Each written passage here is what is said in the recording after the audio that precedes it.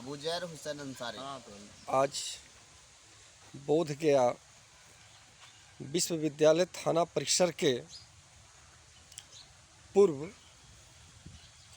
SHO एवं थाना अध्यक्ष के द्वारा निर्मम तरीके से किसी इंसान व्यक्ति को फंसाते हुए वह व्यक्ति अपने दुखड़ा बयां कर रहे हैं। आपके साथ क्या हुआ था सर?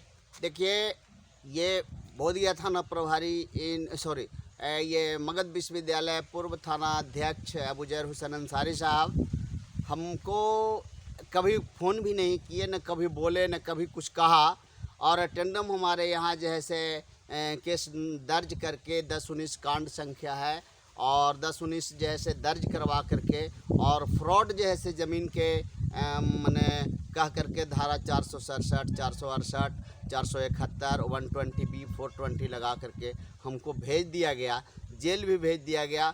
और अब हमको ये पता चला, हमने तो ज़मीन खरीदा, हमको ओरिजिनल और डुप्लीकेट पता नहीं था। रजिस्ट्री हमने करवाया, बाज़ाब्ता डिमांड कायम किया, डिमांड जैसे संख्या आज तक कायम है। अब लोग कह रहे हैं कि आप फ्रॉड किए, तो हम फ्रॉड किए तो क्या रजिस्ट्री अपने से कर लिया? आपका विपक्ष पार्टी कौन था, उनका क्या नाम था? देखिए, ये अबूजैर हुसैन अंसारी साहब का निजी जैसे हमसे दुश्मनी था। मैंने उनको बड़े शालीनता से बोला था कि सर हम लोकसभा के इलेक्शन लड़ना चाहते हैं, आप हमको मदद कीजिए। तो मदद करने के नाम पर उन्होंने कहा कि पांडे जी मिठाई चाहिए हमको। जिस समय मगध विश्वविद्यालय थाना नया थाना जो स्थापित हो रहा था उस समय उन्होंने हमें आमंत्रित भी किया। हमें ये पता नहीं था कि ये अंदर खाने से कुछ और कर रहे हैं, बाहर खाने से कुछ और कर रहे हैं। हम बीजेपी के मतलब कि कैडर भी उस समय थे और अभी भारतीय जनता पार्टी के मजदूर सेल के प्रदेश अध्यक्ष भी हैं। और हमारी गाड़ी जैसे अवैध तरीके से जब्त करके जब्ती सूची में नाम डाल दिया, जबकि हमारा अपना नाम से वो गाड़ी नहीं था। मैं उस गाड़ी का नंबर भी बता देता हूँ, 7230 है। ये बताइए कि जब आपके साथ इतनी बड़ी थानेदार के द्वारा अत्याचार किया गया तो आप वरीय अधिकारी के पास गए? देखिए, वरीय अधिकारी के पास हमको जाने का मौका ही नहीं मिला, क्योंकि वरीय अधिकारी जैसे उस समय कोरोना काल चल रहा था। कोरोना काल के कारण से किसी भी व्यक्ति को किसी के पास आना जाना दोनों वर्जित था। अब इसका जैसे हम किसी के पास जा नहीं सके और हमें ये पता भी नहीं था कि हमारे ऊपर केस दर्ज हुआ है, जबकि हम रात में घर में आराम से सोए हुए हैं। रात 10 बजे के करीब में थाना प्रभारी दलबल के साथ आए, जिसमें वर्तमान थाना अध्यक्ष उपेंद्र कुमार सिंह थे। दलबल के साथ आए, बोले कि से आप चलिए थाना, तो मामला क्या है? तो हमने बताया कि भाई मामला हमको तो जानकारी नहीं है। तो आप पर केस हुआ है। बहुत बढ़िया बात है भाई, केस हुआ है तो आप अनुसंधान करिए।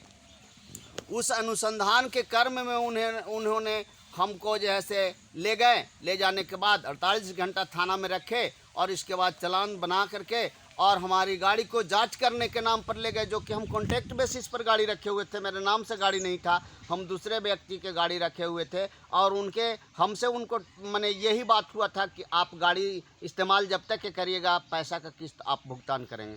हम उसका किस्त भुगतान करने के बदले में गाड़ी पर चल भी रहे थे। और इसके बाद जैसे गाड़ी उन्होंने जांच करने के लिए मांगा, गाड़ी थाना में लगा दिया। थाना में लगाने के बाद आज तक गाड़ी हमको रिलीज नहीं हो पाया है। और ये हम जैसे क्या बताएं, हमारे साथ इतना अतिक्रमण किया गया कि जब्त सूची में डाला गया कोई भी चीज़ हमें नहीं दिया गया है।